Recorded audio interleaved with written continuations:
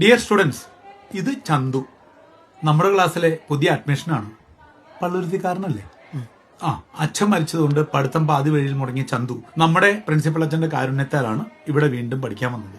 അതുകൊണ്ട് തന്നെ എല്ലാവരും ചന്തുവിനെ മാക്സിമം സപ്പോർട്ട് ചെയ്യണം. അവിടെ പോയിരുന്നോളൂ. പിന്നെ നമ്മുടെ ക്ലാസ്സിൽ നിന്ന് ടീൻ ആൻഡ് ഗ്രൂപ്പിന്റെ ഡാൻസ് എന്തായാലും ഉണ്ടാവൂലോ.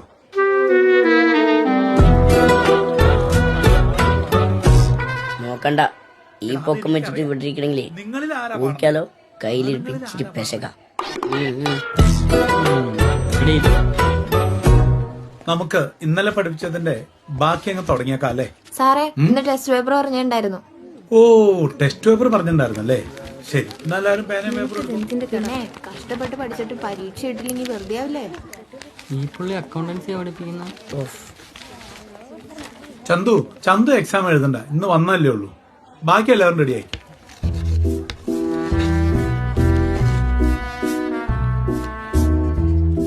നിങ്ങളൊന്നും പരീക്ഷ എഴുതല്ലേ? ലാസ്റ്റ് ബെഞ്ചിലിരിക്കുന്ന ആരെങ്കിലും പരീക്ഷ എഴുതി പാസ്സായ ചരിത്രം നീ കേട്ടിട്ടുണ്ടോ?